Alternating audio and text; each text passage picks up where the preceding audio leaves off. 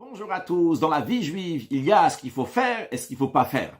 Mais dans la vie de la vie juive, dans la chassidoute, on nous dit c'est pas suffisant le faire et pas faire. Il faut travailler aussi sur soi-même, savoir où suis-je, dans quoi je suis plongé, qui suis-je, l'essence de moi-même où il est. Aujourd'hui, voyons cette idée à travers une sikha du Rabbi sur la paracha de Vayikra, qui parle de deux sacrifices. Dans le livre de Vayikra, c'est le livre des sacrifices. Dans la paracha de Vayikra, on nous présente plusieurs sacrifices. Aujourd'hui, nous allons nous arrêter sur deux de ces sacrifices. Un sacrifice qui s'appelle Khatat, expiatoire, et un sacrifice qui s'appelle Hacham Taloui, un sacrifice de culpabilité suspendu. Qu'est-ce que cela veut dire? Le premier des sacrifices, c'est à savoir que si quelqu'un il aurait transgressé intentionnellement un commandement négatif de la Torah sur lequel il est passif de karet, de retranchement, s'il a transgressé maintenant ce commandement-là par inadvertance, sans faire exprès, mais s'il avait fait exprès, il serait passif de retranchement, eh bien maintenant, quand il a transgressé sans faire exprès, il doit amener un sacrifice expiatoire, un sacrifice de khatat. Le deuxième sacrifice, dont nous allons parler, le hacham taloui. Quelqu'un, il avait deux plats de graisse devant lui. Et il a mangé un des deux plats, en pensant que les deux plats étaient cachers. Plus tard, on lui dit, tu sais, dans les deux plats, il y avait un des deux plats qui n'était pas cacher. Car en effet, il y a des graisses qui sont interdites, qui s'appellent chelev, des graisses qui sont permises, qui s'appellent le shuman. Donc on a le droit de manger du shuman. Lui, il pensait avoir mangé du shuman, des graisses qui sont permises. Après, on lui dit, tu sais, dans un des plats, il y avait de la graisse qui était interdite. Maintenant, lui, il ne sait pas quel plat il a mangé, s'il a mangé le plat dans lequel il y avait les graisses permises ou bien les graisses qui sont interdites.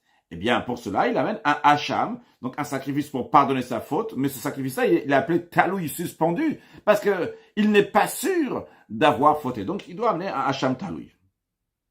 Avant de commencer la sikha sur le texte, encore une chose à savoir, que si quelqu'un, il a pris un sacrifice et il a égorgé ce sacrifice à l'extérieur de la cour du temple, du parvis du temple, de la Hazara, il est passible de karet, de retranchement. Et maintenant, passons sur le texte de la sikha. Le Rabbi nous dit, à la fin de Parashat Vayikra, on parle donc du sacrifice qui s'appelle Hacham Taloui, qu'il faut amener sur une avéra, sur une transgression que la personne a fait dans un cas où il avait un doute s'il a fauté ou pas. Comme par exemple, quelqu'un qui avait devant lui des graisses cachères et des graisses qui ne sont pas cachères, et il a mangé une de ces deux graisses-là, et après seulement on lui a dit que une des deux graisses qu'il y avait ici était du chalev, des graisses qui sont interdites, mais c'est pas clair, il ne sait pas s'il a mangé la graisse qui est interdite, le chalev, ou bien la graisse permise, le shuman. C'est quoi la loi? La Torah, elle dit, vu qu'il a un doute, il doit amener un sacrifice qui s'appelle Hacham Taloui, sacrifice de culpabilité suspendu. Dans la suite, on ne va pas traduire à chaque fois, on va dire donc Hacham Taloui. Maintenant, dans la Gemara, il y a un désaccord sur le cas suivant. Dans un cas que Rouven, il a eu un doute en effet s'il a mangé des graisses cachères ou pas cachères, et il a désigné un sacrifice. Il a dit, voilà, tel animal est sacrifice pour Hacham Taloui, je dois l'amener au temple pour l'égorger, pour faire tout le processus du sacrifice. Et quelqu'un est venu, que ce soit Rouven lui-même, ou bien que ce soit quelqu'un d'autre, Shimon qui est venu, il a égorgé ce sacrifice de Hacham Taloui. Alors, si on était sûr que c'est un sacrifice, il n'y aurait pas eu la question, est-ce qu'il est passible ou pas? Parce que dans un cas, on est sûr et certain que c'est un sacrifice. S'il a égorgé intentionnellement, sachant que c'est un sacrifice, et quand même, il a égorgé ce sacrifice à l'extérieur du temple, il est passible de karet, de retranchement. Si il a fait ça par inadvertance, il a oublié, il savait pas que c'était un sacrifice qui était destiné pour le temple et il a égorgé, il doit amener un sacrifice expiatoire, un sacrifice de khatat. Sur ça, il n'y a pas de doute. Mais vu que ici, on est dans un Hacham Taloui, c'est un sacrifice assez particulier. On ne sait pas si vraiment Rouven, il a fauté ou pas. C'est vrai que Rouven, il a désigné ce sacrifice de Hacham Taloui pour pardonner sa peut-être faute, que peut-être il a mangé des graisses interdites. Mais la question, elle est celui qui est venu, il a égorgé ce sacrifice. Est-ce qu'il a vraiment sûr et certain égorgé un sacrifice? Et on lui dit, monsieur, tu es passible de karet parce que tu as fait ça intentionnellement, ou bien tu dois amener un sacrifice khatat parce que tu as fait ça par inadvertance, ou bien on dit, vu que on ne sait pas si c'est un sacrifice ou pas, peut-être c'est pas un sacrifice, et donc dans ces cas-là, celui qui a égorgé l'animal que Rouven a désigné pour Hacham Taloui, il n'est pas passible de karet ou de khatat. Alors, dans la Gemara, en effet, il y a un désaccord. Rabbi Meir, il dit, celui qui a égorgé le Hacham Taloui, il est passible. Quand je dis il est passible, j'ai pas besoin de souligner. Ou bien de karet s'il a fait ça exprès, ou bien de khatat s'il a fait ça par inadvertance. En tout cas, Rabbi Meir, il dit, chayav, il est passible. Quand il a égorgé le Hacham Taloui. En autre mot, Rabbi Meir, il dit, on considère ce sacrifice-là un sacrifice qui est saint à l'évidence, à 100%. On n'a pas de doute que peut-être ce que Rouven a désigné comme animal, c'est pas un sacrifice parce que peut-être Rouven n'a pas fauté. Non, Rabbi Meir, il dit, mais chayav, il est chayav. Chachamim, les sages, ils sont pas d'accord avec Rabbi Meir, ils disent non, ils disent c'est pas tout. Il est exempté, celui qui a égorgé le sacrifice de Hacham Taloui que Rouven avait désigné. Pourquoi? Quelle est la raison des Chachamim des sages? Vu que le Hacham Taloui, il vient sur le doute, alors c'est possible que Rouven n'a jamais fauté, n'a rien transgressé. Donc maintenant, lorsque quelqu'un il est venu, que ce soit Rouven lui-même, que ce soit Shimon ou quelqu'un d'autre qui est venu, il a égorgé ce Hacham Taloui que Rouven avait désigné, on ne peut pas lui dire qu'il doit amener un sacrifice expiatoire, parce que c'est possible que ce qu'il a égorgé à l'extérieur du temple n'était pas un animal qui était un sacrifice, parce que peut-être la personne n'a jamais fauté. Donc nous avons dans la Gemara un désaccord entre Rabbi Meir et Chachamim. Rabbi Meir, ils disent, il est passible, cet animal est considéré un animal sacrificiel à 100%, même qu'on a un doute si Rouven a fauté. Les Chachamim, les sages, disent, non, on a un doute s'il a fauté ou pas, donc on ne peut pas dire que cette personne-là, elle est coupable, elle est passible pour avoir égorgé ce sacrifice à l'extérieur du temple, vu que peut-être Rouven n'a pas fauté et c'est pas un sacrifice. Quelle est la halakha? La loi, le Rambam, Maïmonide tranche, il dit comme les Chachamim, comme les sages disent, pturim. Et la personne, donc, elle est exemptée dans un tel cas. Donc, encore une fois, les sages disent que si quelqu'un, il a égorgé un Hacham Taloui à l'extérieur du temple, il est exempté parce que peut-être ce sacrifice-là n'est pas un sacrifice, parce que peut-être Rouven n'a pas fauté. C'est un sacrifice uniquement si Rouven aurait fauté. Bien. Voyons un deuxième désaccord. Dans le cas suivant. Imaginons quelqu'un qui a désigné donc son Hacham Taloui, on parle toujours de Rouven, qu'il a un doute s'il a mangé les graisses cachères ou les graisses qui sont pas cachères qui étaient sur la table, et après avoir mangé, donc on lui a dit qu'il y avait des graisses qui étaient pas cachères, peut-être cela qu'il a mangé, et il a désigné un sacrifice. Maintenant, avant qu'il l'amène, qu'il va égorger son sacrifice dans le temple, il a su avec évidence qu'il n'a pas transgressé.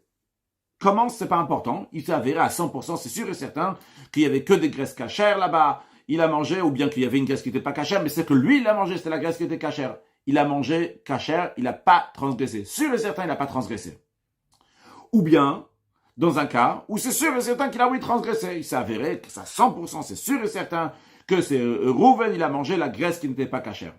Donc dans ces cas-là, dans les deux cas qu'on vient de dire, Rouven ne doit pas amener un Hacham Taloui, il n'y a rien de suspendu ici, tout est clair. Ou bien Rouven, il a mangé ses graisses, dans ces cas-là, il doit amener un sacrifice khatat expiatoire, ou bien Rouven n'a pas mangé ses graisses, donc il ne doit pas amener un sacrifice expiatoire. Mais en tous les cas, le Hacham Taloui n'est plus nécessaire ici.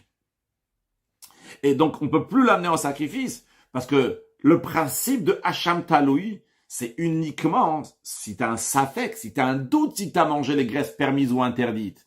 Mais si tu n'as pas de doute, tu ne peux pas amener Hacham Taloui. C'est impossible. Alors qu'est-ce qu'on fait avec cet animal maintenant? Rouven a déjà désigné cet animal, mais qu'est-ce qu'il va en faire? Eh bien, Rabbi Meir dit, Yetze veire baeder. Laisse l'animal sortir qui va paître. En autre mot, ce qu'on est en train de dire ici, c'est que l'animal est devenu profane. L'animal n'a plus de sainteté. Cet animal n'est plus considéré un animal sacrificiel. Il est considéré un animal ordinaire. C'est ce que Rabbi Meir nous dit. En autre mot, ce que Rabbi Meir nous dit, vu que la personne n'a pas fauté ou elle a oui fauté, mais en tous les cas, ce sacrifice-là qui avait été désigné maintenant ne peut plus être offert dans le temple. Il n'a pas de sainteté. Et donc, il est comme un animal, tous les animaux qui sont tout à fait profanes. Ça, c'est l'opinion de Rabbi Meir. Les Chachamim, les sages, ils disent, non, il va paître jusqu'à qu'il va avoir un défaut physique. Une fois qu'il va avoir un défaut physique, on va le racheter. Et une fois qu'on va le racheter, c'est avec cet argent-là, on va amener un autre sacrifice. C'est-à-dire, en d'autres mots, que l'animal lui-même reste un animal sacrificiel. Il reste un animal qui appartient au temple, qui doit être destiné pour le temple en tant que sacrifice. Mais cet animal même, on peut pas l'amener parce que tu peux pas amener un hacham taloui, un sacrifice de taloui qui est suspendu. Lorsqu'il n'y a rien de suspendu, tout est clair. Alors, qu'est-ce qu'on va faire maintenant? Cet animal garde sa sainteté, mais tu peux pas l'amener lui-même. Alors, tu attends jusqu'à qu'il ait un défaut physique. Une fois qu'il a un défaut physique, tu peux plus l'amener en sacrifice. Mais si cet animal, par exemple, il vaut 100 €, eh bien, qu'est-ce que tu vas faire après? Tu vas prendre ces 100 € et tu vas acheter un autre sacrifice et tu l'amèneras au temple, un sacrifice qu'on peut amener, évidemment. Donc, on ne peut pas amener un sacrifice de Hacham Taloui, parce que ça, c'est uniquement si tu avais un doute sur ta faute, il n'y a plus de doute. Mais tu pourras amener d'autres sacrifices. Je donne un exemple. Par exemple, tu amèneras un sacrifice Ola, un holocauste qui sera donné entièrement pour Hachem. Donc, en tous les cas, ça, c'est l'idée que les sages disent. En autre mot, qu'est-ce que les sages sont en train de dire? C'est que cet animal-là, il a une sainteté. Même si on sait à 100% que la personne n'a pas fauté, cet animal garde une sainteté. Donc, en deux mots, Rabbi Meir nous dit, s'il s'avère que Rouven n'a pas fauté, ou bien que c'est sûr qu'il a fauté, mais en autre mot, si on est sûr et certain que Rouven ne doit pas amener cet animal en Hacham Taloui, Rabbi Meir nous dit, eh bien, cet animal est tout à fait profane. Et d'après les sages disent non, cet animal garde la sainteté, même si Rouven ne doit pas amener de sacrifice. Quelle est la halakha? Quelle est la loi? Le Rambam, les sages, à nouveau, ils tranchent comme la majorité, donc comme les chachamim, comme les sages. Et le Rambam dit la raison pourquoi Rouven va amener ça en sacrifice, va amener cet argent, c'est-à-dire cet animal, une fois qu'il va le racheter, il va amener un sacrifice. Et donc, ça a quand même gardé de sainteté. L'animal lui-même a gardé la sainteté. La raison, elle est parce que le cœur de l'homme qui a fauté, qui avait un doute s'il avait fauté ou pas, est préoccupé sur ses fautes. Et vu qu'il a désigné ce sacrifice de base sur le doute, eh bien, il a décidé, il a dit, quoi qu'il arrive, je le donnerai quand même au temple, il est Hekdesh. Bien, donc ça, c'est le deuxième désaccord entre Rabbi Meir et Chachamim, et encore une fois, la halakha du Rambam.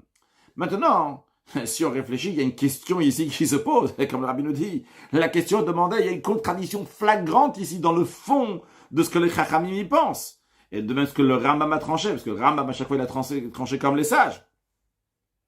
On est en train de nous dire ici que même s'il a su clairement, sûr et certain qu'il n'a pas fauté, l'animal qu'il a désigné pour le Hacham Taloui, pour peut-être, dans le cas où il avait peut-être fauté, ça reste quand même Kadosh. On a donné même une raison. Parce que chez Gamma Bellibo Lehagdish, qu'il a décidé, quoi qu'il arrive, je vais le sanctifier. Mais si on dit ça, si on dit que quoi qu'il arrive, les sages ils disent, que quoi qu'il arrive, cette personne elle a dit, cet animal, il restera Hekdesh, il restera saint. C'est-à-dire que, qu'il a fauté ou il n'a pas fauté, c'est sûr et certain que l'animal va rester saint. Parce qu'on vient de dire que même dans un cas, on est sûr et certain que Rouven n'a pas fauté, mais l'animal que Rouven a désigné pour le sacrifice, il va rester un animal qui est saint. Alors, si on suit ce raisonnement-là, alors, dans le premier désaccord, dans le premier cas, dans le cas où on a toujours le doute, peut-être Rouven a fauté, peut-être Rouven, il n'a pas fauté. Et qu'est-ce qu'on te dit là-bas? On te dit que si quelqu'un, il a égorgé ce sacrifice-là, les chachamim disent, non, il est pas tout, on sait pas si c'est un sacrifice. Rouven, peut-être il n'a pas fauté, si peut-être Rouven il n'a pas fauté, peut-être Rouven il a oui fauté, peut-être il n'a pas fauté. Mais vu que peut-être il n'a pas fauté, alors celui qui a égorgé cet animal-là, peut-être il n'a pas égorgé un sacrifice qui est saint, qui est considéré Hacham Taloui. Mais à un instant, il y a quelque chose qui ne va pas. Si déjà dans un cas où on est sûr et certain que Rouven n'a pas fauté, pourtant les chachamim disent l'animal il reste sain, alors dans un cas on a un doute si peut-être Rouven il a fauté, peut-être il n'a pas fauté, alors celui qui a égorgé cet animal-là, on devrait dire il n'est pas, c'est sûr et c'est certain qu'il est chayav, qu'il est passible, qu'il y a une sainteté dans cet animal. Donc pourquoi les sages disent que si quelqu'un a égorgé le Hacham Taloui de Rouven, qu'on ne sait pas si Rouven il a fauté, ils disent peut-être il n'a pas fauté, et donc l'animal il est profane, et vu que l'animal il est profane, donc la personne qui a égorgé cet animal-là, il n'a pas égorgé un animal sain à l'extérieur de la Hazara, parce que peut-être c'était pas un animal qui était sain. Donc en deux mots, on essaye de comprendre ici, qu'est-ce qui se passe dans la tête des Chachamim, qu'est-ce que les sages pensent, qu'est-ce que le Rambam y tranche, que d'un côté il dit que l'animal il reste sain quoi qu'il arrive, même qu'on est sûr qu'il n'a pas fauté. D'un autre côté pourtant, en même temps on dit que si quelqu'un il a égorgé ce sacrifice à l'extérieur de la Hazara, non, peut-être il n'est pas sain. Parce que peut-être la Rouven il n'a pas fauté. Il faut se décider. Si, même quand c'est sûr et certain que Rouven il n'a pas fauté, le Hacham Talou il garde de sainteté, alors quand on a encore un doute si Rouven il a fauté ou pas et quelqu'un l'a égorgé, on devrait dire il a égorgé quelque chose qui est sain. À l'extérieur de la Hazara, il devrait être passible, il devrait être hayaf. Pourtant les Chachamim ils ont dit que si quelqu'un il a égorgé le Hacham Talou de Rouven à l'extérieur de la Hazara, il est pas tôt, il est exempté parce que peut-être Rouven n'a pas fauté. Pourtant, d'un autre côté, les sages disent que même quand on sait que Rouven n'a pas fauté, on est sûr et certain, le Hacham Talou garde une sainteté. Quelle est l'explication? Alors le rabbi nous dit l'explication est la suivante. En première étape, ce qu'on va voir maintenant dans les prochains instants, le rabbi va nous dire l'idée générale. Il y a deux parties. Il y a le point de vue des lois humaines et il y a le point de vue des lois célestes. Après, dans la suite de la Sikha, le rabbi va développer, à la fin de la Sikha, on va bien comprendre c'est quoi le point de vue du côté humain, le point de vue céleste. Mais tout d'abord, le rabbi nous dit comme ça. Dans la sainteté des sacrifices, il y a deux parties. La première partie, c'est dans les lois humaines, c'est-à-dire le point de vue des lois humaines. Comment un homme va se comporter, quelle attitude la personne va avoir envers un animal qu'il a sanctifié pour être un sacrifice. En ce qui concerne ce côté-là, le point de vue humain, des lois humaines, eh bien, ça suffit le fait que la personne a décidé de sanctifier, quoi qu'il arrive, ce sacrifice-là, même s'il va s'avérer qu'il n'a pas fauté, mais Gammar Ben Libola Hagdish, il a décidé de le sanctifier, c'est suffisant pour considérer cet animal Hagdish, qu'il soit saint, même s'il va s'avérer qu'en vérité la personne n'a pas fauté. Ou même dans un cas où on sait que la personne, c'est sûr et certain qu'elle a fauté, quoi qu'il arrive en tous les cas, cet animal va garder sa sainteté, d'où les sages ils disent par rapport à ce point de vue-là, le point de vue de loi humaine, les sages ils disent quoi qu'il arrive, la personne elle a décidé que ce sacrifice-là sera un sacrifice pour Dieu, même s'il va s'avérer qu'il n'a pas fauté, même s'il va s'avérer qu'il a fauté, donc il doit amener un autre sacrifice de khatat, quand même, ce Hacham Taloui, cet animal-là va rester un animal qui est Hekdesh. Encore une fois, on n'est pas en train de donner des explications, on est en train de donner le point, l'idée générale. Il y a ici un point de vue des lois humaines. J'ai offert un sacrifice parce que j'ai un doute si j'ai fauté ou pas. J'ai décidé que cet animal va être sacré quoi qu'il arrive. Eh bien, il va être sacré par rapport au point de vue des lois humaines. Mais il y a un deuxième point. Il y a en ce qui concerne le point de vue des lois célestes. Un Hacham Taloui, c'est un sacrifice. En ce qui concerne, quand on va parler, quand est-ce que c'est considéré un sacrifice par rapport au point de vue des lois célestes, c'est uniquement si la personne, elle a vraiment fauté concrètement. Uniquement par rapport à l'homme, lui, en effet, c'est un safek, c'est un doute. Peut-être c'est oui un Hacham Taloui, peut-être c'est pas un Hacham Taloui, peut-être c'est oui un sacrifice, peut-être c'est pas un sacrifice. Pour lui, il a un doute, et c'est la raison pour laquelle il amène le Hacham Taloui. Si la personne, elle sait, est certain qu'elle a fauté, dans ces cas-là, il ne doit pas amener un Hacham Taloui, il doit amener un Khatat, vu qu'il a un doute. C'est pour ça qu'il amène un Hacham Taloui. Mais quand est-ce par rapport aux lois célestes, ça sera considéré un sacrifice, ça sera considéré un sacrifice uniquement si la personne, elle a fauté. D'où ce que les Chachamim, ce que les sages ont dit, que si Rouven a toujours le doute s'il a fauté ou pas, c'est vrai qu'il a désigné le Hacham Taloui, mais pour le point de vue des lois célestes, peut-être c'est pas un sacrifice. Et c'est la raison pour laquelle que si quelqu'un l'aurait égorgé à l'extérieur de la Hazara de la cour du temple, il ne serait pas passible. Donc, j'ai juste dit les idées comme le rabbi présente en rajoutant un tout petit peu plus. Mais dans la suite, on va voir encore plus. La suite n'est pas encore là. Le rabbi donc dit, c'est la raison pour laquelle, que la raison qu'on a donnée, que l'iboshel adam dave, que le cœur de la personne est préoccupé et il a décidé de le sanctifier, c'est tout à fait utile et ça sert pour que ça va être Hekdesh, ça va être considéré Kadosh, uniquement en ce qui concerne donc les lois des êtres humains, le point de vue des lois humaines. Mais en ce qui concerne le point de vue des lois célestes, c'est un sacrifice uniquement si la personne a fauté, vu que c'est possible que la personne n'a pas fauté. Donc par rapport aux lois célestes, donc quand on dit les lois célestes, le karet, si la personne sera passible de retranchement ou pas, c'est pas considéré un sacrifice. Et donc, si cette personne-là, il n'a pas karet, il n'a pas le retranchement sur le fait d'avoir fait la shrita de cet animal-là, même intentionnellement. Donc, en conséquence aussi, si la personne elle a égorgé cet animal-là par inadvertance, ce Hacham Taloui par inadvertance, Eh bien, par rapport aux lois célestes, cette personne-là donc ne doit pas amener le sacrifice expiatoire, parce que uniquement lorsque Davaches Donokar et Chigato Khatat, nous avons dit au début de l'introduction, que uniquement lorsque un sacrifice que quelqu'un a égorgé intentionnellement à l'extérieur du temple, en vérité c'est même pas un sacrifice, c'est le principe, toute loi négative que quelqu'un a transgressée, que s'il a fait ça intentionnellement, il est passif de karet, eh bien s'il a fait ça par inadvertance, il doit amener un sacrifice expiatoire. Ici, il n'est pas passif de karet, parce que peut-être c'était pas considéré donc c'est pas considéré un sacrifice, vu que la personne n'a pas fauté. C'est la raison pour laquelle aussi qu'il n'y a pas de sacrifice de khatat à amener. Maintenant, le rabbi va nous développer cette différence-là. Qu'est-ce que ça veut dire qu'il y a le point des lois humaines et le point des lois célestes? Alors pour cela, rentrons plus dans ces deux sortes de sacrifices. En première étape, le rabbi va nous expliquer longuement donc, l'idée du khatat et après l'idée du hacham. Mais au début, on va parler du khatat et du hacham taloui en même temps. Que je dis hacham, de hacham taloui. Le rabbi nous dit comme ça.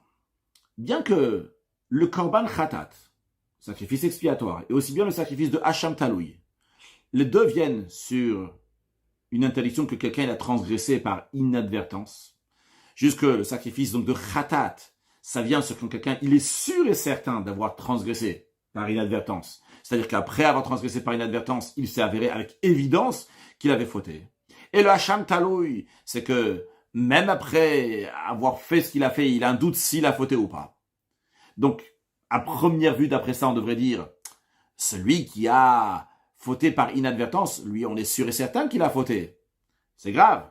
Mais l'autre, il a peut-être fauté, peut-être pas fauté, c'est moins grave. Comme ça, on devrait dire. Pourtant, on retrouve dans la halakha, dans la loi, dans la Torah, que c'est considéré plus grave celui qui a un doute s'il a fauté que celui qui a fauté sûr et certain avec inadvertance. Comment ça? Dans le prix des sacrifices, la Torah elle dit qu'un khatat, quand quelqu'un il amène un sacrifice expiatoire, la valeur de ce khatat doit être au moins d'une pièce, d'une valeur qui s'appelait à l'époque un danka. Ça, c'est pour celui qui a fauté par inadvertance, donc il est sûr et certain d'avoir fauté, mais par inadvertance, il amène un sacrifice qui vaut un danka. Par contre, quelqu'un qui a un doute, celui qui doit amener le hacham taloui, lui, il doit amener un sacrifice qui vaut 2 slaim. Dans chaque sela, il y a 24 dankaot. Donc 2 slaim, ça veut dire qu'il doit amener un sacrifice qui vaut au moins, l'animal vaut au moins 48 dankaot. C'est-à-dire que celui qui a un doute s'il a fauté ou pas, son sacrifice coûte 48 fois plus cher que celui qui est sûr et certain d'avoir fauté. Par inadvertance, mais il est sûr et certain d'avoir fauté, une danka. Il a un sacrifice d'une valeur d'une danka, khatat. Celui qui doit amener un hacham taloui parce qu'il a un doute s'il a fauté ou pas, 48 dankaot. Quelle est la raison? Alors Rabbeinu Yona, il explique ça. Il dit comme ça. Parce que la kapara, le pardon, l'expiation qui vient avec le sacrifice, c'est pas juste le sacrifice, il y a aussi la teshuva, le retour, le repentir, le fait que la personne, elle regrette fortement d'avoir fauté. Et Rabbeinu Yona dit, lorsque quelqu'un est sûr et certain d'avoir fauté, il s'éveille fortement, il regrette, il fait une vraie teshuva. Mais lorsque quelqu'un il a un doute s'il a fauté ou pas, il dit peut-être j'ai pas fauté. Alors la Torah elle dit on va chercher des moyens, on va trouver des moyens pour l'éveiller à vraiment regretter et vraiment faire tchouva. On va lui dire qu'il va payer un prix cher pour son sacrifice. Et comme ça va l'éveiller à faire tchouva. Et c'est la raison pour laquelle Rabbeinu Yona nous dit le khatat, celui qui est sûr et certain d'avoir fauté par inadvertance, on dit bon, il regrette déjà, mais il fait une bonne tchouva, une danka ça va suffire. En revanche, celui qui n'est pas sûr d'avoir fauté, on va l'éveiller à tchouva, on va lui dire paye 48 dankaot, comme ça cette personne-là, elle va s'éveiller, elle va réaliser qu'il y a quelque chose qui ne va pas du tout. Ça c'est l'explication de Rabbeinu Yona. Mais le rabbi dit, a priori, c'est pas une raison suffisante que Rabbeinu Yona nous dit.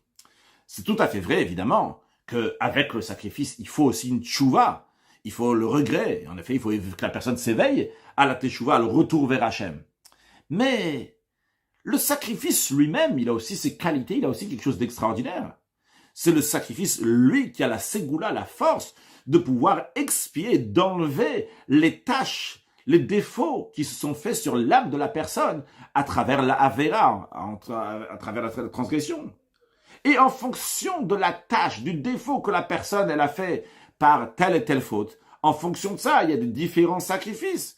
Tel sacrifice, il vient arranger telle faute, tel défaut, et tel sacrifice, il vient arranger tel défaut. C'est-à-dire que la tâche qui s'est faite sur l'âme, elle va être expiée en fonction de tel et tel sacrifice. Donc on est obligé de dire, le rabbi nous dit que si le hacham taloui vaut plus cher que le khatat, ce n'est pas seulement pour éveiller la personne à faire tchouva, c'est aussi parce que hacham taloui vient pardonner, vient expier une faute qui a fait un plus grand défaut dans la personne.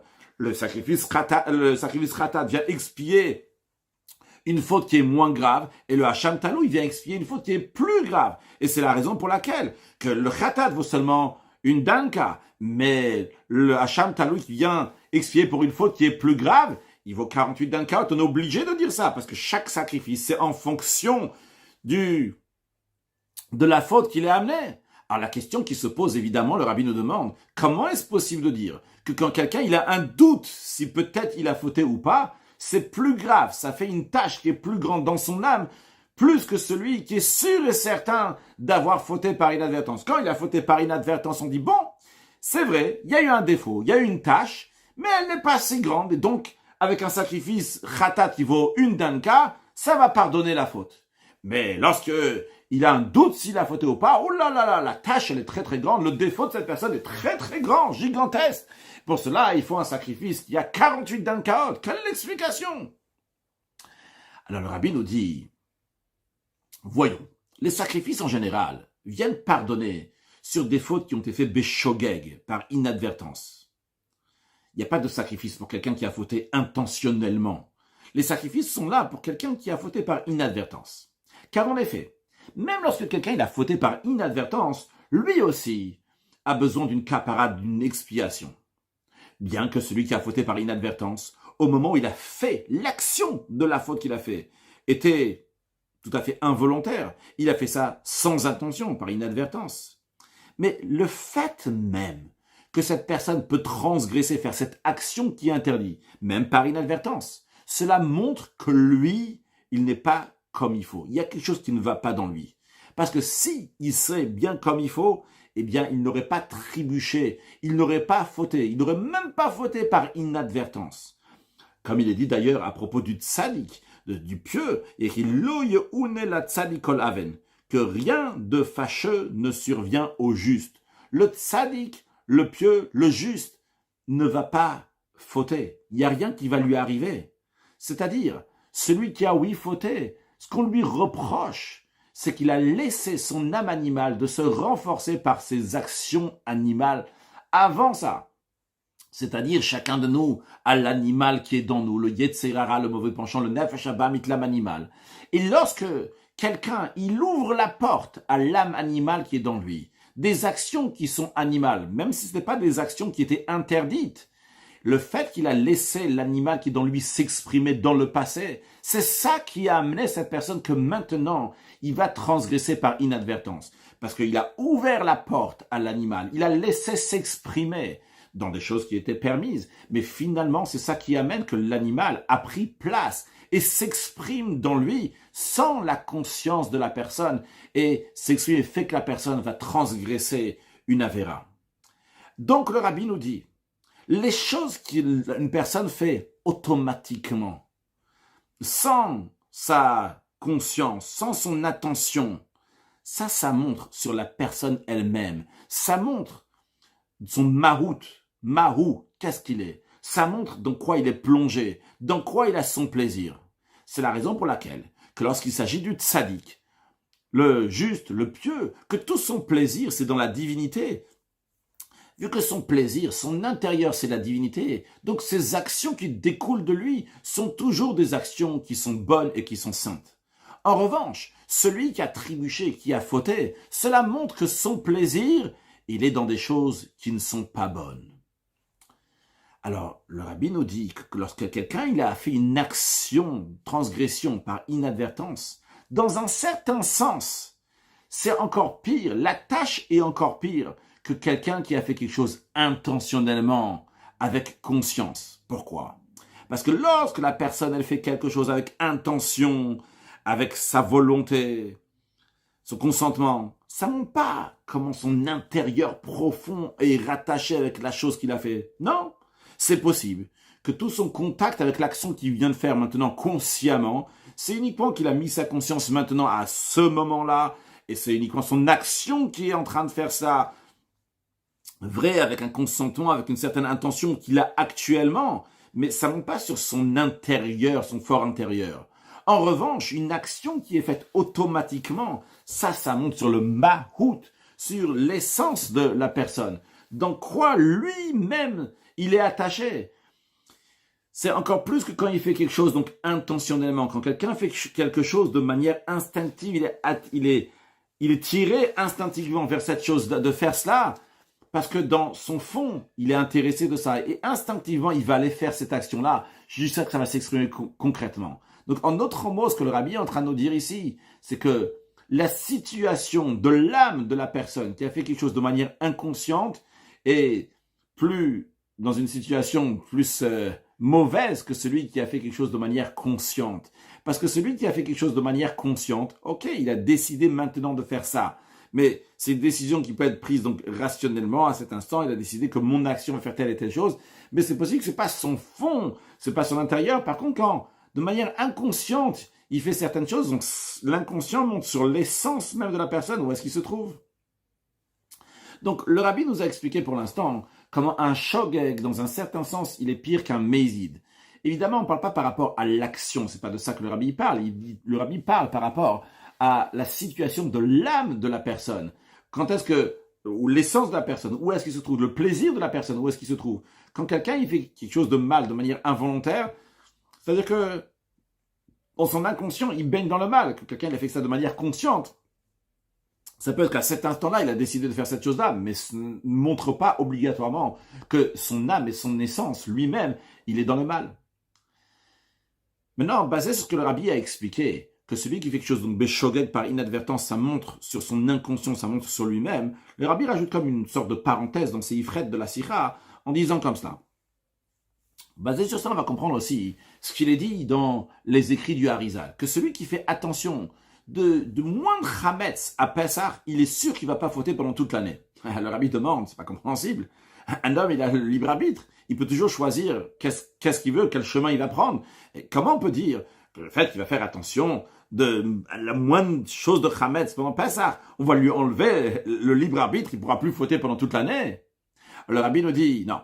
Le Harizal, il ne parle pas des fautes qu'on va faire consciemment, avec notre libre arbitre, qu'on a décidé d'aller fauter. Le Harizal, il parle sur des fautes qui sont commises par inadvertance. En effet, en ce qui concerne des fautes qu'il va faire intentionnellement, par sa propre décision volontairement, c'est possible que la personne va le faire, chas v'shalom. Pourquoi? Parce qu'il a toujours le libre arbitre, et il est libre de choisir comme il veut le faire. Mais une faute qui est béshogeg par inadvertance, quelque chose qui est fait donc pas inconsciemment, eh bien, le rabbi nous dit, il ne va pas trébucher. Le rabbi rajoute comme dans la parenthèse, il ne va pas tellement trébucher.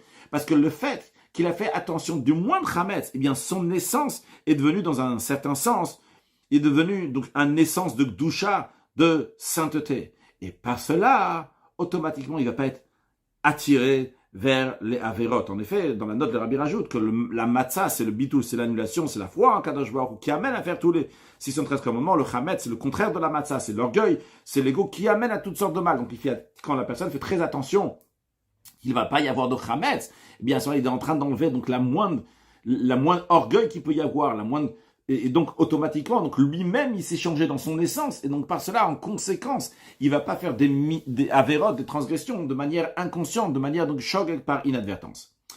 Maintenant, le rabbi revient au sujet lui-même et nous dit, basé sur cela qu'on vient d'expliquer, que celui qui est shogeg, qui fait des choses donc par inadvertance, ça montre où est son plaisir, où la personne elle-même se trouve. Basé sur ça, on va comprendre pourquoi la Gemara, lorsqu'elle vient nous décrire des faits de quelqu'un qui a transgressé, qui doit amener un Sham Taloui, la Gemara aurait pu ramener plein d'exemples. La Gemara a choisi de ramener l'exemple de Safek Chalev, Safek Shuman, s'il a mangé des graisses interdites ou des graisses permises. A priori, la Gemara aurait pu choisir un autre exemple dans lequel il y a aussi un safek, un doute s'il a fait la vera ou pas. Pourquoi la Gemara a pris cet exemple particulièrement si c'était des graisses permises ou interdites? Mais le rabbi nous dit, basé sur ce qu'on a expliqué, on va comprendre. Pourquoi? Ce Hacham Taloui, il vient quand quelqu'un il a un doute s'il a fait une faute par inadvertance. C'est-à-dire, c'est éveiller chez lui le doute. Est-ce que j'ai fauté ou je n'ai pas fauté? Par inadvertance, est-ce que j'ai fauté ou pas? Maintenant, vu que tous les fautes qui sont faites par inadvertance, d'où ils viennent? Ils viennent du plaisir que la personne a là. Où est-ce que l'essence de la personne, où est son plaisir, où est-ce qu'il se trouve? Donc, vu que chaque shogeg, chaque fois que quelqu'un fait par inadvertance, c'est la question qui, ça montre sur ce que la personne, elle est elle-même. Alors, on va dire par là que l'idée de chaque fois que tu as un doute, si tu as fauté ou pas, quelqu'un il a un doute s'il a fauté ou pas, qu'est-ce que ça veut dire? C'est quoi le safek ici? Le doute, il est sur quoi? Le doute, il est sur où est-ce que se trouve le plaisir de la personne? Où est-ce que se trouve l'essence de la personne? Est-ce qu'il se trouve dans un plaisir qui est permis ou pas? Est-ce que c'est un plaisir qui est permis et donc en conséquence ça l'amène à faire des choses qui sont cachères et bonnes, ou bien que son plaisir, Dieu en préserve, il est dans des choses qui sont interdites et automatiquement donc ça l'amène à faire des choses qui sont interdites? C'est la raison pour laquelle que la Gemara donne cet exemple-là, l'exemple du chalev, l'exemple donc des graisses. Pourquoi? Parce que les graisses représentent le plaisir. Les graisses, c'est ramené plusieurs fois dans plusieurs endroits de Chassidut, de Rabbi ramène pas spécialement ici, mais ça ramène donc du plaisir de la personne devient plus corpulente. Par exemple, dans le Hayom Yom, le Rabbi ramène ce qu'il dit à propos de Rabbi Mordechai de Tchernobyl, qu'il était corpulent, il était graisseux, il avait des graisses, d'où ça venait? Du plaisir qu'il disait Amen Yehe Shmei Rabba. Dans la Gemara aussi, on raconte que Rabbi Yochanan est venu chez quelqu'un qui n'était pas encore l'empereur romain, et il lui a dit, et il a salué, il lui a dit que c'est l'empereur, et il a dit, je suis pas l'empereur, et Rabbi Yochanan lui a dit, tu vas être, et cet empereur, il était en train de mettre, ce futur empereur, est en train de mettre d'une chaussure, et entre-temps, on lui a dit que l'empereur à Rome, il est mort, on a décidé que lui, ça devient l'empereur, il n'a pas réussi à mettre sa deuxième chaussure. Et il a demandé à Rabbi Yochanan pourquoi. Rabbi Yochanan lui a dit, Shmua tov atedashen etzem, que quand on entend une bonne nouvelle, ça fait que le etzem, l'os, les os, ils deviennent plus graisseux, on va dire. En tout cas, ils s'élargissent, ils se relâchent. Et donc, ça fait que tu n'arrives pas à mettre la deuxième chaussure. Rabbi Yochanan doit aussi trouver un moyen pour remettre la deuxième chaussure. C'est pas important. En tout cas, l'idée que le chelev, la graisse, ça représente le plaisir. Donc, revenons à ce que le Rabbi dit ici dans la Sikha même. C'est qu'à chaque fois qu'il y a un doute, si la personne elle a fauté ou l'a pas fauté, si on traduit ça en autres mots, c'est la question, elle est où est le plaisir de cette personne? Est-ce que le plaisir il est dans quelque chose qui est permis ou bien le plaisir il est dans quelque chose qui est interdit? Ça c'est la question qu'on a. Ça fait qu'il y a un doute. Est-ce qu'il a fait quelque chose par inadvertance ou pas? Qu'est-ce que ça veut dire? On a un doute maintenant où il est ton plaisir. Maintenant, le rabbi passe à l'étape suivante. Après qu'on a expliqué, qu'on a compris comment celui qui est shogeg, qui fait quelque chose par inadvertance, il est dans une situation qui va pas du tout, le rabbi dit, on va passer à une étape suivante. On va pouvoir expliquer maintenant aussi la gravité de celui qui a un doute. Est-ce qu'il a fauté ou pas? Parce que jusqu'à présent, on a dit que celui qui est sûr, il a fait le shogeg, il était sûr qu'il a fait la vera béchog par inadvertance. Maintenant, passons à celui qu'on a un doute, est-ce qu'il a fait la transgression ou pas? Le rabbi nous dit comme ça. Celui qui est sûr qu'il a fauté par inadvertance, c'est vrai, ça montre qu'il est rattaché au mal, et cet attachement-là, donc, était déjà avant l'action de l'interdiction, comme on l'a expliqué. Et comme il était rattaché au mal, c'est ça qui l'a amené à transgresser cette interdiction, donc par inadvertance. En effet, sans sa volonté, inconsciemment, mais quand même, il a transgressé parce que de base, il avait déjà quelque chose de mal dans lui. Mais quand même, cette personne-là, ce shogeg, il a fait par inadvertance. Après avoir fauté, il réalise qu'il a fauté. Il sait qu'il a fait quelque chose qui allait pas. Et il n'est pas du tout bien comme il faut. Et dès qu'il réalise ça, il va dire, ok, je vais amener le sacrifice. Mais il a réalisé au moins sa situation. Donc, encore une fois, celui-là, celui qui fait shogeg par inadvertance qu'on a parlé jusqu'à présent, ok, vrai, il a quelque chose qui va pas. Il a du mal dans lui. Et ce qui a amené, donc il a fauté. Mais, finalement, après, il réalise, j'ai fait quelque chose qui allait pas. Et donc, il va arranger sa faute. Par contre, celui qui a un doute s'il a fauté ou pas, il sait même pas s'il a trébuché. Et c'est possible que cette personne-là, elle se dit, moi, je n'ai jamais fauté. Eh bien, ça montre dans un certain sens qu'il est tellement attaché au mal qu'en conséquence de ça, il sait même pas qu'il y a quelque chose qui va pas. Parce que le mal est tellement ancré dans lui, qu'est-ce qui va pas? Tout va bien. Qui dit que vraiment ça va pas? Peut-être tout va bien. C'est-à-dire, celui qui a transgressé l'interdiction par inadvertance, il est sûr de l'avoir fait. Dans son essence, dans le fin fond, tu vas creuser encore plus. Finalement, lui, il y a encore du bien là-bas, il est encore bien. La vera, la transgression, elle contredit, elle dit, quand même, ça colle pas à lui. Il y avait du mal dans son essence, qui a fait la vera. Mais dans le fin fond, dans l'essence de l'essence là-bas, il dit, oula, j'ai fait une avéra, j'ai fait quelque chose qu'il fallait pas. C'est pour ça qu'il a ressenti finalement qu'il a transgressé la volonté de Dieu. Il a ressenti le mal qui est contre son essence. Vrai, il a le nefesh habamit, l'âme animale qui l'entoure. Et cet animal l'a collé fortement à lui et l'a attiré vers le mal. Mais c'est pas encore arrivé son essence. Au contraire, c'est contre son essence. Bien que dans la sikha, le rabbi a dit avant les mots, comme ça j'ai traduit, le mot mahuto, c'est l'essence de celui qui a transgressé par inadvertance. Mais ici, le rabbi, je sais pas s'il revient à ce qu'il a dit avant, ou bien il parle de l'essence. Mais en tous les cas, le rabbi nous dit, vrai, le mal est fort dans lui. Mais finalement, c'est pas lui-même. L'âme animale l'a fortement attaché, l'a ligoté, l'a entouré, l'a amené vers le mal. Mais c'est pas encore lui-même. La preuve, c'est que c'est contre lui. Après, dès qu'il réalise ça, il dit, oula, c'est pas bien ce que j'ai fait, je dois m'arranger. En revanche, l'autre, celui qui a fait une avéra par doute, et il se dit, hé, peut-être j'ai pas fauté. Chez lui, le mal, il est tellement devenu lui-même qu'il n'est pas contre lui, il ne dérange même pas. C'est la raison pour laquelle il ne ressent pas, il ne sait même pas qu'il a fait une avéra. Et c'est la raison pour laquelle que celui qui a un safek qui sort, celui qui a un doute s'il a fauté ou pas, lui doit amener un chamtalouille. Il doit payer très très cher. Pourquoi il doit payer très très cher? Parce que la situation de son âme est ancrée dans le mal. Son essence a un problème. En effet, on ne parle pas ici de ce que l'action qu'il a fait. Peut-être en effet il n'a rien fait. Mais la situation de son âme, le fait qu'il ne sait pas s'il est rattaché au mal ou pas, ça montre que le mal est fortement dans lui. Peut-être le mal il est là, il sait même pas, il réalise même pas qu'il y a quelque chose qui ne va pas. Donc d'après cela, on comprend ce que le rabbi a demandé au début, ce que le rabbi a fait remarquer, qu'on ne peut pas dire seulement comme Rabbi Yona il a dit, bon, pour éveiller la personne à faire tchouva plus. Mais c'est le sacrifice qui coûte plus cher. Pourquoi le sacrifice coûte plus cher? Parce que la situation de l'âme de cette personne est beaucoup plus grave. Celui qui a fait une avéra par inadvertance, alors c'est vrai que son âme n'est pas comme il faut. Il a du mal à l'intérieur de lui, ce qui a amené à fauter. Mais au moins, lui réalise qu'il y a quelque chose de mal. Et il va faire teshuva, il va amener le korban, le sacrifice. Donc, il a réalisé qu'il y avait quelque chose qui allait pas. Donc, le mal n'est pas totalement ancré dans lui-même, n'est pas devenu totalement son essence. En revanche, celui qui ne sait même pas si le mal est dans lui ou pas, il peut penser que tout va bien. Lui, la situation de son âme est catastrophique. Et lui, il doit amener un sacrifice qui coûte beaucoup plus cher. Basé sur ça, le rabbi nous dit, on va comprendre que quand quelqu'un il a un doute s'il a transgressé une interdiction, alors même si on se concerne le ciel, dans les lois célestes, on revient donc aux deux points qu'on a dit avant, les lois humaines et les lois célestes. En ce qui concerne les lois célestes, imaginons que dans le ciel, donc Dieu il sait très bien qu'il n'a pas transgressé cette interdiction.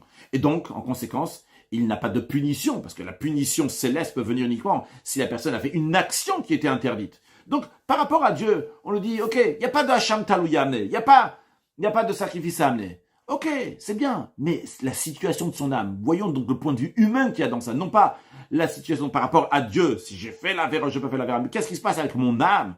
Le fait même qu'il a le doute s'il a fait une avéra, même si en vérité il n'a pas transgressé, ça montre qu'il est lié à cela. Parce que s'il avait aucun lien avec le mal, il n'y aurait même pas eu un doute si peut-être il a fauté ou si peut-être il n'a pas fauté.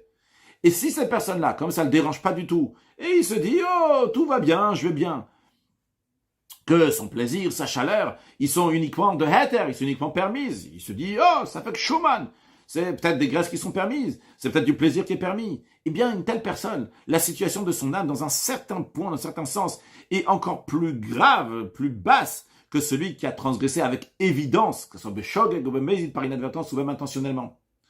Donc, le rabbi a accentué donc, ce qu'on a dit jusqu'à présent, que si on va de la situation de l'âme de la personne, non pas l'action, la situation de l'âme de la personne, où est la personne? Celui qui a fait Bemezid, qui a fait consciemment, non, c'est possible que son âme n'est pas dans le mal, il a décidé de faire une action qui est mauvaise. Celui qui a fait Beshogeg, donc par inconscience, lui, le mal est plus à l'intérieur de lui. Et celui qui ne sait même pas s'il y a quelque chose qui ne va pas, c'est que le mal est tellement fort dans lui, il ne sait pas ressentir si oui du mal, pas du mal. Il y a quelque chose qui ne va pas du tout. Sa situation, elle est beaucoup plus grave. Donc, encore une fois, par rapport au ciel, par rapport à Dieu, Ça sera un sacrifice uniquement s'il a vraiment fauté, parce qu'on va d'après le maasé, l'action de la personne. Mais par rapport à la situation morale de la personne, dans les lois humaines du sacrifice, celui qui ne sait pas s'il a fauté ou pas, il est dans une situation catastrophique beaucoup plus grande. Donc, d'après cela, il se trouve que le sacrifice de Hacham Taloui, avec toute la gravité, la stricte qui est dans lui par rapport au sacrifice expiatoire, ce sacrifice de Hacham Taloui, il est lié avec tout celui qui a un doute s'il a une interdiction, même si la personne n'a pas fauté. Mais sa situation est très grave, et le Hacham Taloui, il est lié avec lui. Et c'est la raison pour laquelle que les sages disent que même si après la personne elle a dit je suis sûr et certain que j'ai pas fauté, il y a des témoins, etc. En tous les cas, on a dit quelle que soit la manière, mais il est sûr et certain qu'il n'a pas fauté. Ou bien il est sûr et certain de oui avoir fauté, mais quand même. En ce qui lui concerne la personne, sur le point de vue des lois humaines, en ce qui concerne la situation de l'âme de la personne, lui, il a dit wow, ça va pas du tout avec moi. Et donc, Gamar Belli Bolahadish, il a décidé, quoi qu'il arrive, ce sacrifice-là, je l'amène à Hachem. Et c'est la raison pour laquelle les sages disent que ce sacrifice-là, il garde la sainteté par rapport au point de vue des lois humaines. Lui, il a dit, quoi qu'il arrive, ce sacrifice-là, je l'offre à Hachem. Mais tout ça, c'est uniquement par rapport à la situation de son âme, que lui, il veut arranger la situation de son âme. Mais en ce qui concerne le point de vue des lois célestes, par rapport à Dieu, par rapport au tribunal céleste, Amas et Waïka, c'est l'action qui est l'essentiel. Par rapport à là-haut, par rapport au ciel, quand est-ce que la personne elle est punie s'il a fait concrètement une transgression? Il a fait quelque chose qui était le contraire de la volonté et de l'ordre de Dieu dans sa Torah. Dieu il a dit Asher Yase Otamad, que la personne va faire, Asher Lote Asena, qu'elle ne va pas faire. C'est la raison pour laquelle, que si, par rapport à Dieu, il est clair que la personne n'a pas fauté concrètement, bien que la personne, elle est liée à ça par rapport à son âme, parce que le fait qu'il y a un doute, c'est qu'il a un lien avec le mal. Mais si par rapport à Dieu, c'est sûr et certain qu'il n'a pas fauté, eh bien par rapport à Dieu, eh bien la personne n'est pas punie par les lois célestes. Et c'est la raison pour laquelle que les sages disent, d'un autre côté, que si quelqu'un il a pris le Hacham Taloui de Rouven et il a égorgé à l'extérieur du temple, eh bien il est exempté. Vu que c'est possible que la personne n'a pas fauté concrètement, s'il n'a pas fauté concrètement, en ce qui concerne les lois célestes, ce n'est pas un sacrifice, ce Hacham Taloui, il n'est pas considéré un sacrifice. C'est la raison pour laquelle que celui qui va égorger ce Hacham Taloui, eh bien, il ne sera pas passible de carré de retranchement pour l'avoir égorgé à l'extérieur, et à plus forte raison, donc il n'aura pas aussi donc le khatat, s'il a fait ça donc par inadvertance, il sera exempté. Donc on a bien compris la raison, donc la question qu'on avait au début, la contradiction d'un côté que les chachamim ils disent, ah, ce sacrifice-là, même si on est sûr que Rouven n'a pas fauté, il restera un sacrifice. Ça, c'est par rapport à Rouven. Rouven, il a décidé, ma situation de l'âme est tellement catastrophique. C'est pas juste un mésid que j'ai eu, c'est pas juste un shogeg, c'est un safek, je suis dans le doute, je sais même plus si c'est du mal ou pas. Quoi qu'il arrive, jamais ne sacrifice ça, vraiment, il faut que j'offre sacrifice à Hachem. Par contre, par rapport aux lois célestes, par rapport à Dieu, si Rouven en effet n'a pas fauté, même si cette situation de l'âme est catastrophique, parce qu'il ne sait même pas s'il a fauté ou pas, il est lié avec ce mal. Mais le fait que c'est possible qu'il n'a pas fauté concrètement par rapport à Dieu, alors celui qui a égorgé ce sacrifice-là, c'est pas un Hacham Taloui. Par rapport à Dieu, il dit, si Rouven n'a pas fauté, c'est pas un Hacham Taloui. Donc la personne n'a pas ni karet, ni le retranchement, ni le sacrifice expiatoire s'il a égorgé ce Hacham Taloui, Béchog par inadvertance. En tous les cas, c'est une sikha extraordinaire dans lequel le rabbi nous dit de ne pas faire seulement attention à ce qu'on fait et ce qu'on ne fait pas, ce qui est aussi très important, et à Massé Waïka, c'est sûr et certain que l'essentiel c'est l'action, et c'est sûr que pour faire une dira betartonim, une demeure à Dieu ici-bas, c'est l'action qui fait la dira, qui fait la demeure, mais il faut aussi mettre de la lumière dans cette demeure. Et la lumière qu'on met dans cette demeure, c'est le travail qu'on a sur nous-mêmes, de se travailler, de creuser dans nous-mêmes, et l'aller pas seulement dans la partie consciente de nous, la partie inconsciente, jusqu'à l'essence de nous-mêmes, que elle aussi va vouloir servir Dieu automatiquement, comme le tzaddik, la tzaddik, le yunikolav, et lorsque quelqu'un il fait des efforts de pas ouvrir la porte à son animal qui est dans lui, et bien à ce moment-là, Hachem l'aide toujours, qui va toujours avoir du kasher devant lui, toujours faire des bonnes choses, que Hachem nous le donne à chacun de nous, et qu'on puisse servir Dieu, avec joie et bonheur, dans la largesse, dans toutes les meilleures conditions, et accueillir Mashiach très prochainement. Une excellente journée.